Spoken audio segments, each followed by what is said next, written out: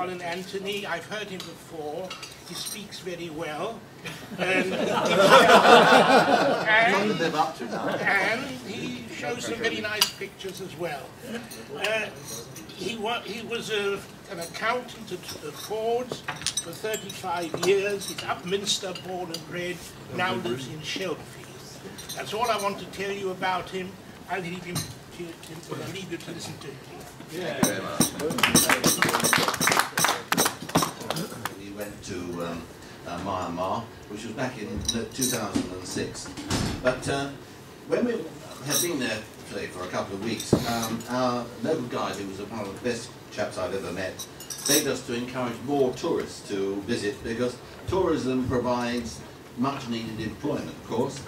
He emphasised that as the population became more affluent and ambitious, they will solve their own political problems without external interference. And there's no doubt about it that things, I think, are improving, and hopefully, in the not too distant future, Aung San Suu Kyi will be in a more stable position and be able to lead the opposition.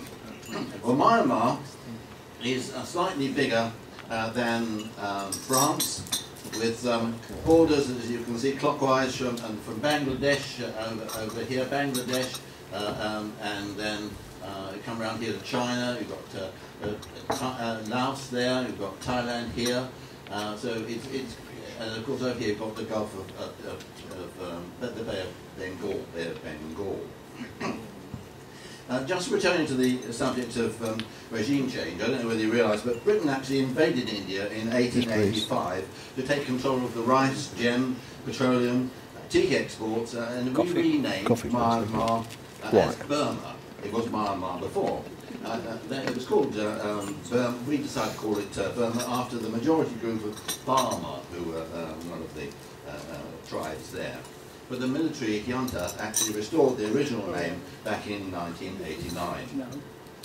Well, after an overnight stay in Yangon, which is down here in the south, we travel up to an inland lake around here, and on then to Mandalay.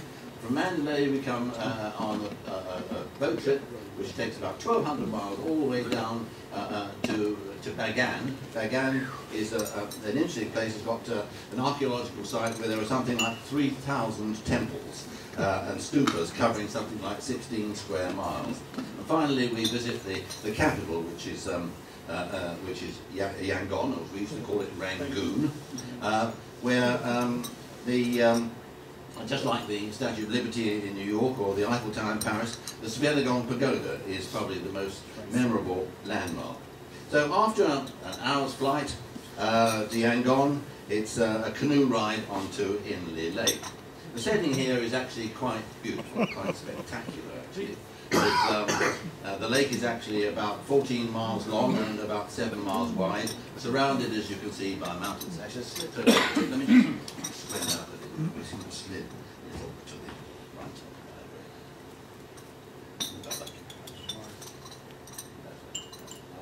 That's it, fine. Right.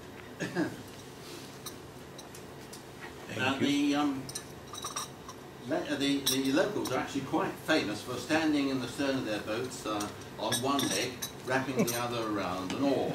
The idea is that it's easy to spot the floating islands, the water hyacinths, and also the fish. The fishermen use a cone-shaped net, which you can see here, which is stretched over a wood and a bamboo frame.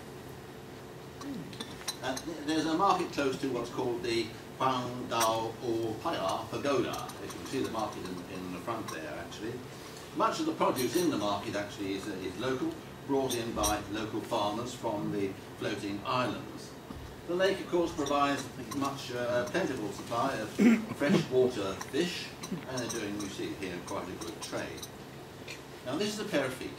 Now, they are actually my feet, and the reason you're seeing them is the fact that every time you go to a pagoda or a monastery, it's shoes and socks off time. It's quite a painful process, because I can tell you, as you walk across the paving here, it's red hot. You certainly are made fully aware of the temperature in the country. You know, it is very, very hot there. Anyway, So inside there are some, believe it or not, there are supposed to be Buddhist images there, but they put so much gold on them over the years that now totally lost their shape. These images are actually taken around the lake once a year in about September. 5 of the 6 are taken around the lake on a boat to all the villages in the area. So after shopping, it's a row home from the market, or as you can see here, some using one leg to propel the boat back home, rather than using a diesel engine. Around the lake, there's some houses, as you can see here, are made out of bamboo poles covered with reed bats. Others are a little more extravagant, a little more expensive, and this is, of course, one of the more upmarket residences. Of the population of 52 million, 87% are actually Buddhists. Therefore, not surprising that around Inley Lake there's something like 1,000 Buddhist shrines, which are known here. You can see here, they're called stupas. They're called stupas. So it shoes off time again to visit the Naga Bai Kaun monastery, where there are a number of Buddhas, but in fact it has some rather unusual residents. The monks here and the cats have found a way to relieve the boredom, and here is a feline who's actually resting before a performance. And in fact, here we are. It's called the Jumping Cat Monastery, and these cats all do a trick. They jump through a hoop, you see, and all get a treat when they've done it. They seem to be quite happy doing it. That's why it's called the Jumping Cat Monastery. Back to the lake and the islands where they grow flowers and vegetables, including thousands of tons of tomatoes on these lakes. These lakes are actually hyacinths which are held onto the bottom of the lake by poles, and over a period of time they dig up the mud and they put it on the top, and so they create these islands, these floating islands. Also around the lake there are several cottage industries. This is a cheroot factory where the girls are rolling small cigars using locally grown tobacco. All the cheroots are actually for domestic sale, none are actually exported. Silk weaving on wooden hand looms is quite a trade around here, and but the raw material actually comes from China. In the late afternoon, the young lady is taking her ox home. The population density in Myanmar is actually only 173 per square mile, one of the lowest in the region. And 75% of the people live actually in rural areas. But of course, if you own a water buffalo, and he likes nothing better than to come out for a dip in the evening. Here's a young woman with her baby. In most respects, Myanmar women enjoy legal rights which are equal to those of men. They can own property and are not barred from any profession. They don't change their names on marriage and are legally entitled to half the accumulated property in the event of divorce.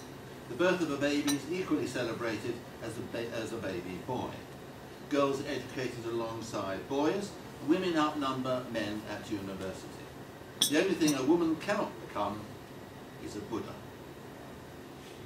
Back to the lake, and there are more houses on stilts, both to protect against flooding, of course, and to provide ventilation in the summer so that the air can blow up underneath it and keep it cool.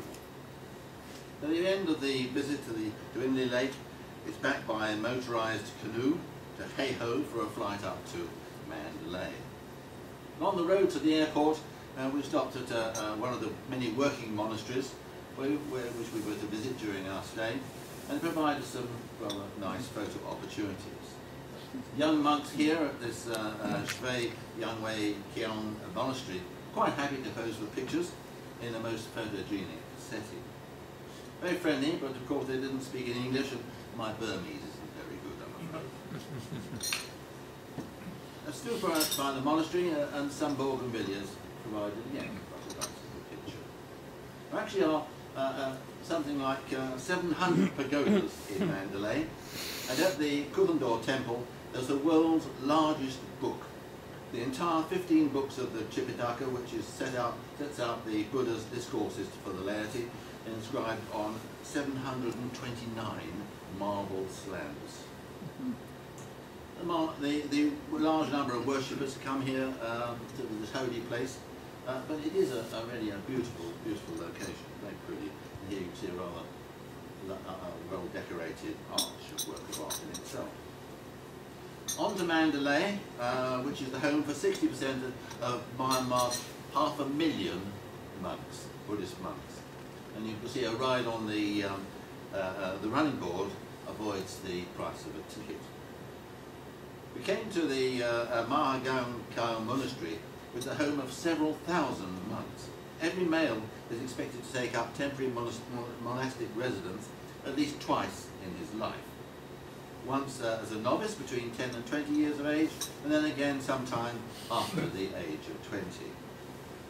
The monks take their main meal before midday, and they prepare, here you see they're preparing sufficient rice for something like 3,000 monks, 3,000 monks.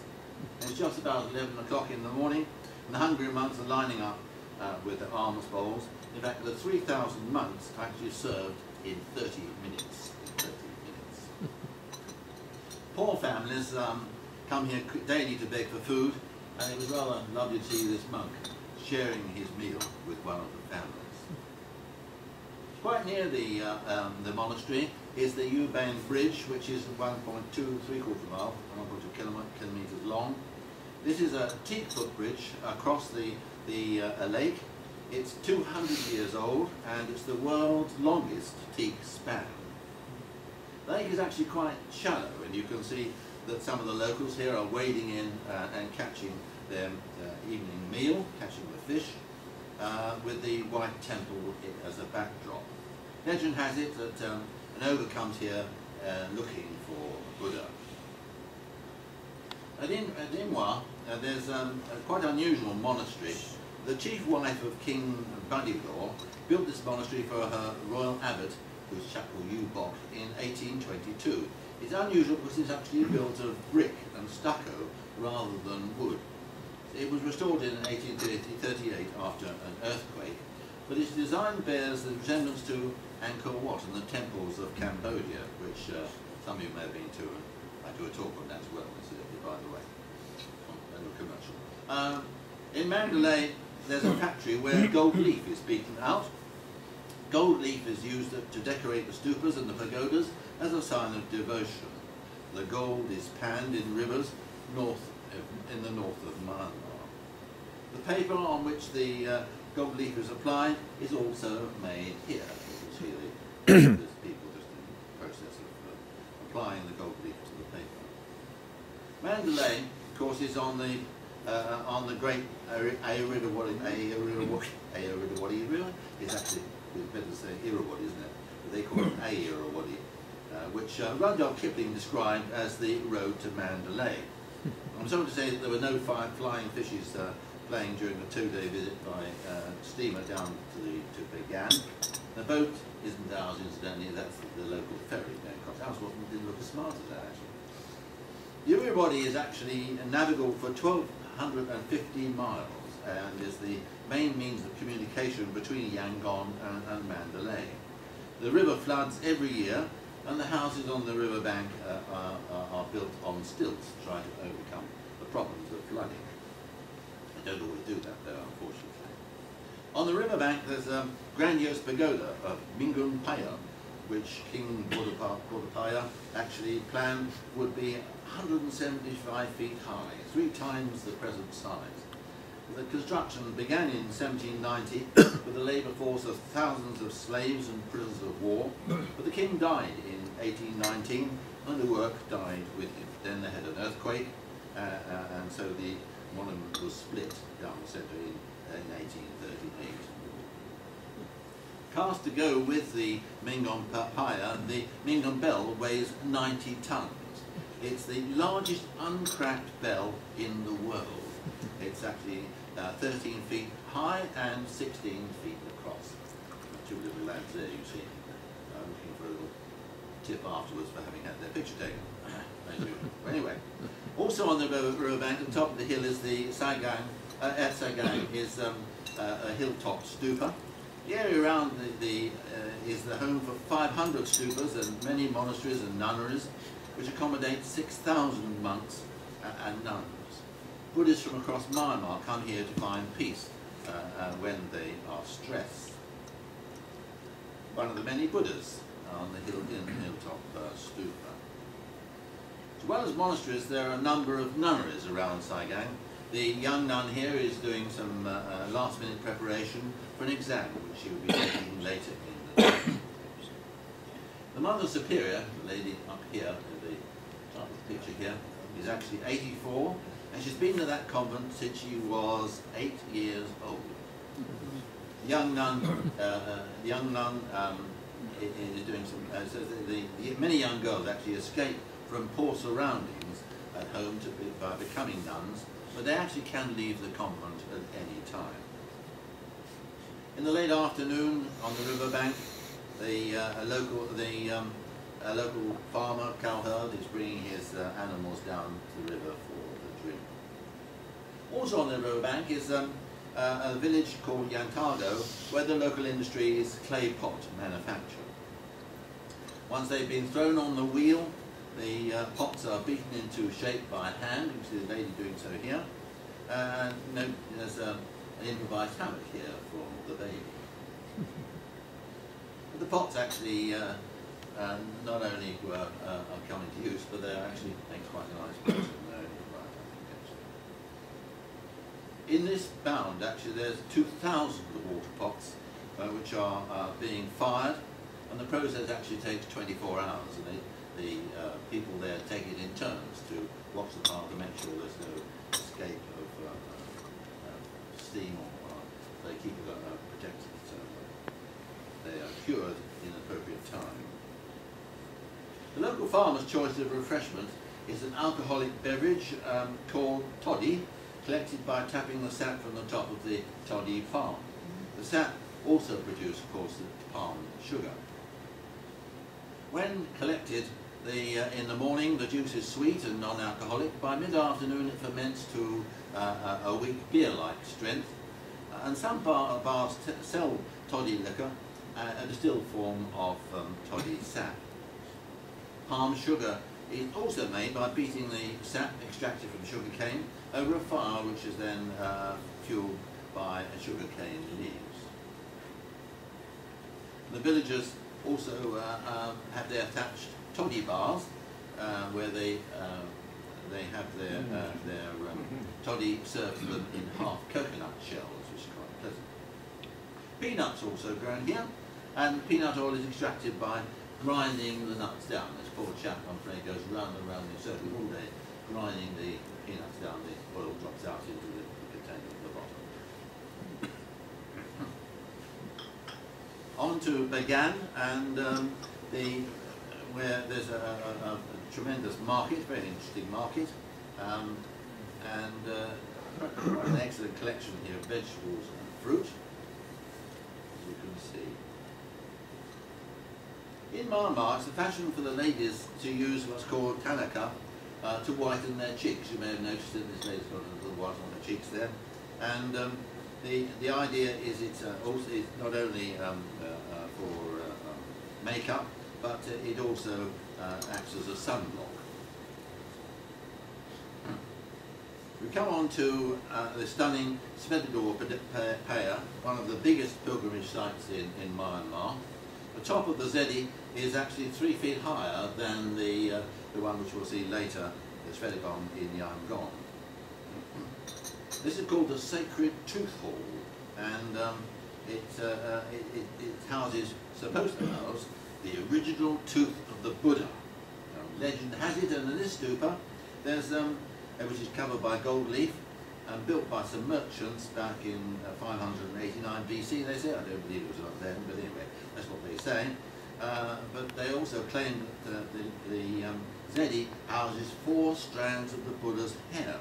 Now, everywhere you go, you find places where they've got strands of the Buddha's hair. He must have been rather like me, I think, when he died, actually. This is near Bagan, rising 2,400 feet above the plain is the solitary peak of what's called Mount Popar.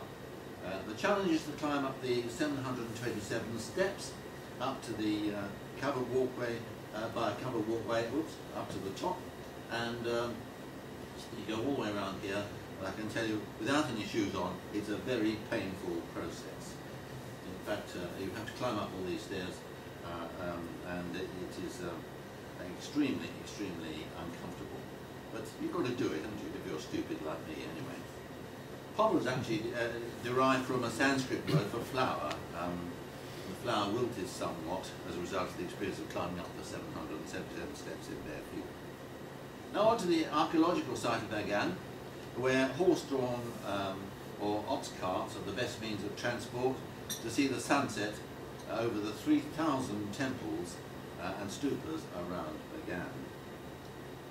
This is called the, I won't try to pronounce it, Damayangi Temple, built in 1179 by King Narathu, and is the biggest brick-built structure in Bagan. That's the one, sorry, this one. Actually, I don't think that's quite in focus. You're not quite in focus enough. I can't do that. Sorry, 6 meters. Look at that.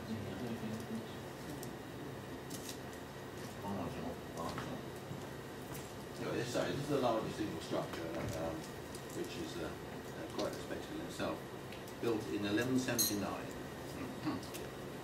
And after dusk, another pagoda is quite a splendid spectacle as it's lit. And the most artistic structure began was built in 1091 by a king. The whole complex is about 200 yards square. After a flight to Yangon, which we used to call Rangoon, of course, an evening visit to the city provides our first view of the Svedagong Pagoda. The next morning, before we went there, it's to see the Buddha, the Shakatagi Buddha, who's having a line, as you can see here. Buddha is actually enormous and is housed in a large metal roofed shed. And looking at the feet, which you look at the railings, you can see how long this is here. It's about 30 feet there. These feet have all got signs of the zodiac on the bottom, and there are fortune tellers there available to give you astrological and palm reading if you happen to need it. Finally, we go to the Svedagong Pagoda, one of the most beautiful sights I've ever seen around the world. And I think it even rivals the Taj Mahal for beauty. But we have to obey the sign, I'm afraid, so it's shoes off again. And I tell you, the tiles are extremely hot. The south gate, we approach the pagoda. There are 2 half lions, you can see here, 2 half lions, and half dragons guarding the entrance. The shrine is enormous. It covers 114 acres. The tradition of gilding the stupa started in the 15th century when Queen Shinsawa provided her own weight in gold. It was 88 pounds, 6 1/4 stone, and this was actually beaten into gold leaf and placed on a stupa. It's estimated there are now 65 tons of gold decorating the stupa, more than we have in the Bank of England. Silver, of course. Our friend Gordon gave it all away. Political stuff. But when you buy your gold leaf, you purchase it from a shop around the stupa, and then it's carried up to the top of the stupa by a winch. Even the drainage system here has filters to collect gold dust washed away by rainfall.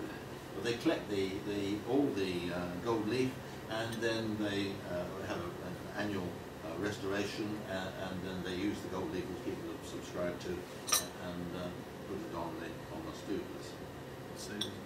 Here you can see a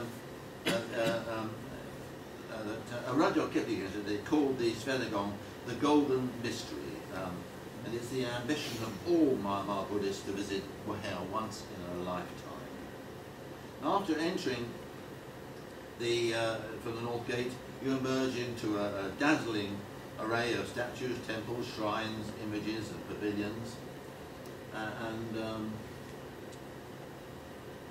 This is the top of the Zedi. This is actually a picture I took out of a book, actually.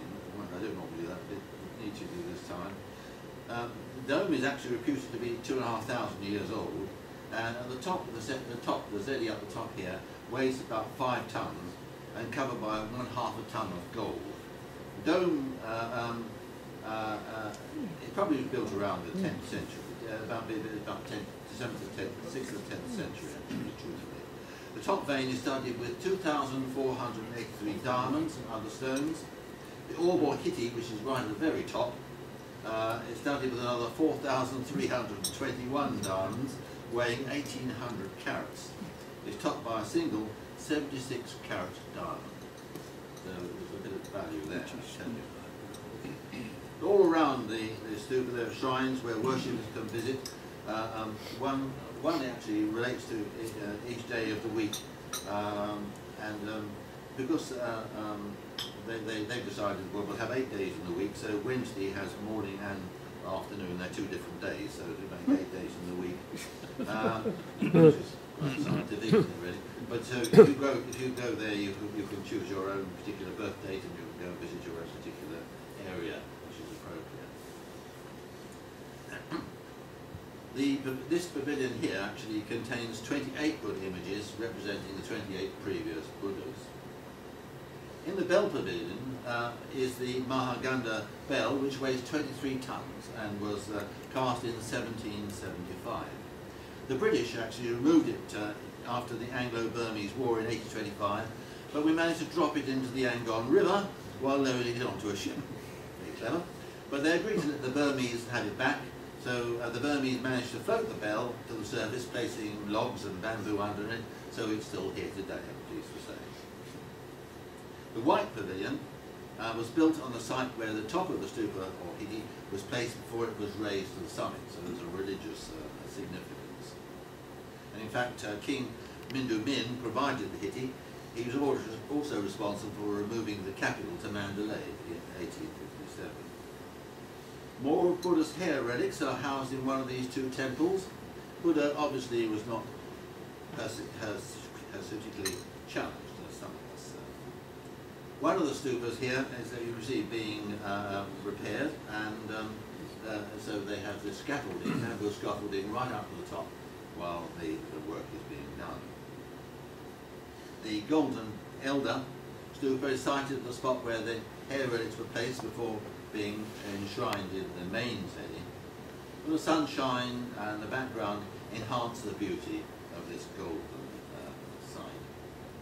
When he was 35, Buddha achieved the breakthrough to complete enlightenment, which revealed the way to salvation. I've been trying for the last 77 years, I haven't made it yet. Anyway, he was sitting under a banyan tree in Budgaha, which is now in Bihar in India.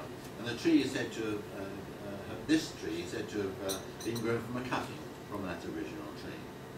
Here you can see a final view of one of the most beautiful and sacred buildings it's been our privilege to visit in all our travels. Right, now, how are we doing for time? Well, I've got 5 minutes, have I? Oh, good, that's great. So I'll just show you 3 of those pictures again, if I make it work with a little bit of music. I just need a second or 2 while I just try to make it stop. Yes. Up there, that's the one. Stop.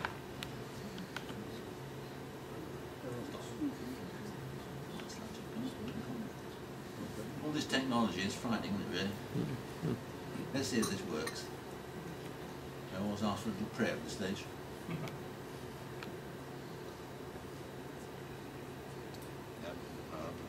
Not working. Sound worked before, didn't it? Why hasn't it stopped this time? They turned it off for me, that's nice, isn't it?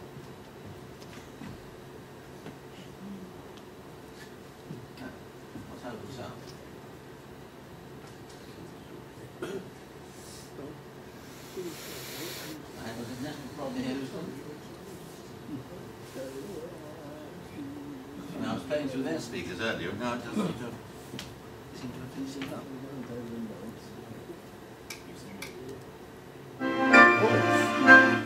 Right, start again. Sorry. Talk about yourselves a moment. Sorry about this. What happened there? I don't know what happened there. The one native fisherman.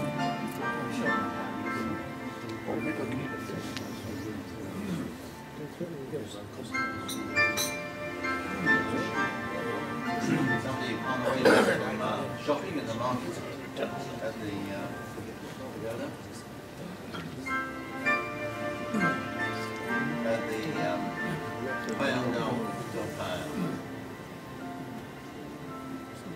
on the fish market.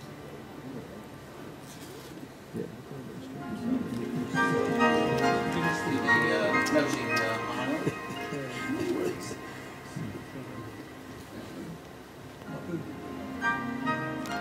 The one native fisherman.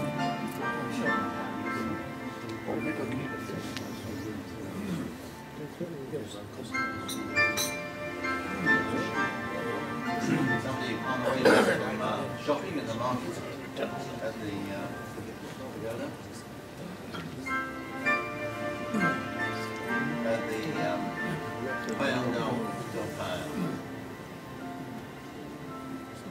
on the fish market.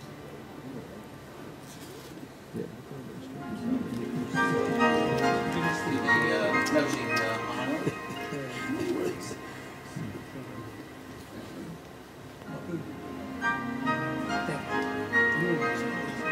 One-legged fisherman.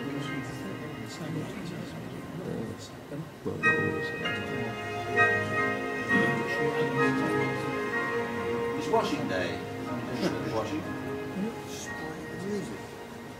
Jumping cat. Jumping cat pagoda. Young monks at the monastery.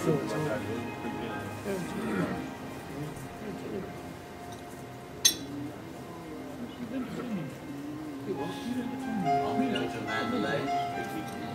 Come to the book home. No, not again. Something wrong here, something. No. Coming to the back door of that golden brown. It'd be interesting. Something wrong with this. John, The bridge. the bridge. Lights. What lights? Oh, that's what I'm talking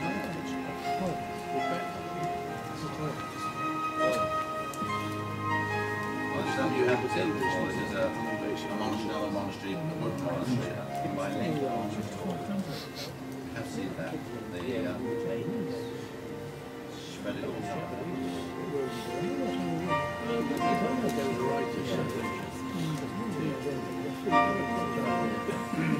Single bell.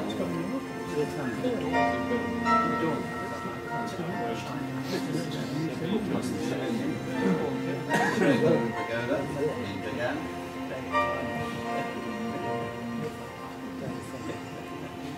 Making the pots. They use it for water, of course, because they don't have any running water, they have to use the pots. The kiln them upstairs. They're preparing the pots. Curing. Tarn and the cleansing palm toddy.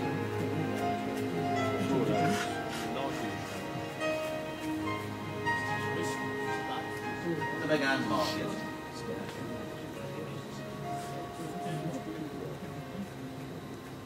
Come to the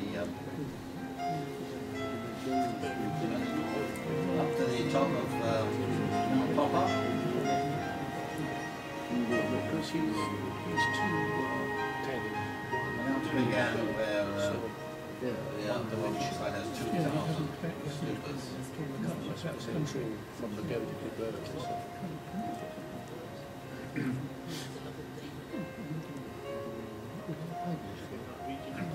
See, the thing about it is, we showed the free dinner. Not me, I can tell you. Not me. Very considerate. Right, spread it on the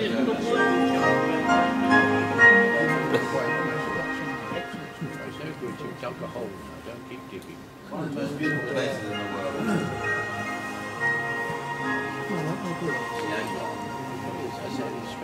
That house is all lit, 28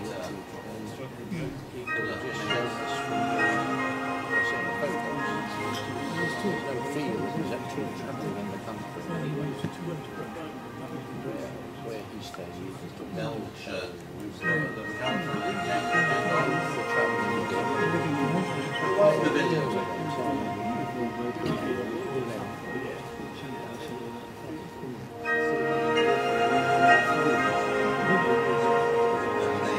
Golden mystery. The man himself. Spelling on. Thank you very much, ladies and gentlemen.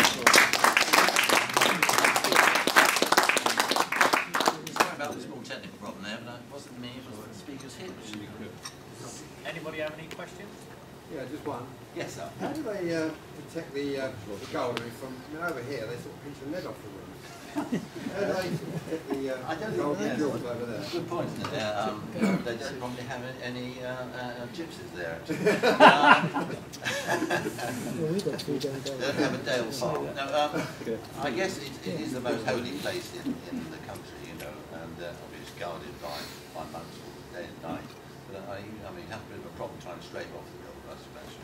But they do, as I say, they even have a system where they take all the rainwater and they sift it to make sure they don't go in that in the they collect there. So It's the first time I've heard of nuns in a temple in Yes. that context. yes, Is that normal? it is in. Do they live both together? No, separate. They're separate. They're separate.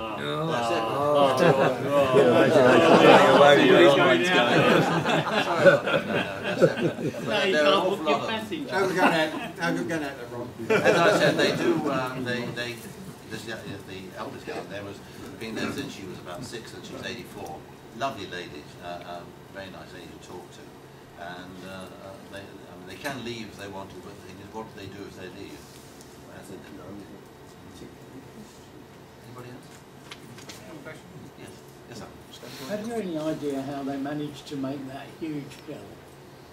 How they made it? How they constructed the building? Bell. Oh, the Bendon Bell. I have no idea. No. But it is the biggest uncracked bell in the world. There is a bigger bell which is cracked, and that's in Moscow, in Red Square. I've seen that, but that's cracked. This is the biggest uncracked bell. How they made it, I don't know. I think it must have been achievement. Is the country, it stands on its own, obviously, doesn't it? I mean, the whole economy is domestic. No, they're supported by the Chinese, they're supported by Bangladeshis. We're the only ones who are using any form of boycott. The West boycotts them, but all the rest of the countries around are doing business as usual. You know, I mean, it's a complete waste of time. What we're doing, farming, I mean, it doesn't do any good at all. I mean, the guide we had was a lovely fellow, and he said earlier, you know, if you only come here as tourists and we become more affluent, we will sort out our own problems. You won't do it from outside by imposing any sanctions on us.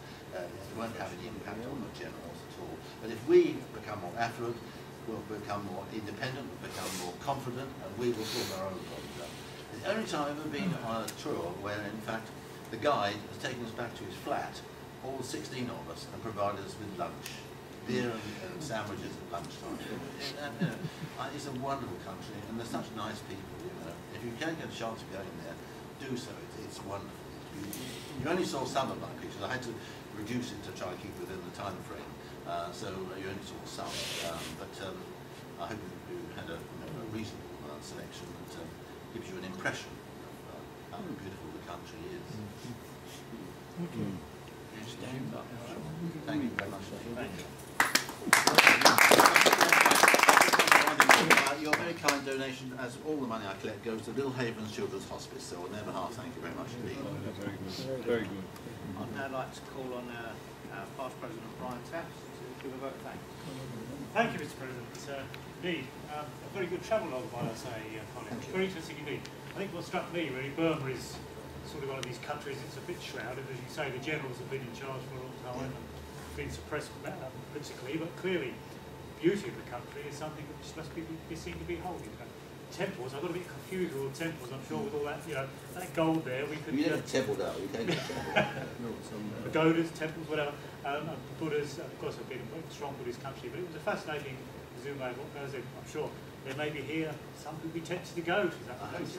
I was very impressed with the buildings built near the river on stilts. I think we have to learn from that, perhaps. Their own problems around here, but obviously they've been at it a long time and know all the answers. So I'm sure we will agree it was a very, very interesting presentation. Nice slides. Thank you very much, Colin. Thank you very much. Do we have any other business?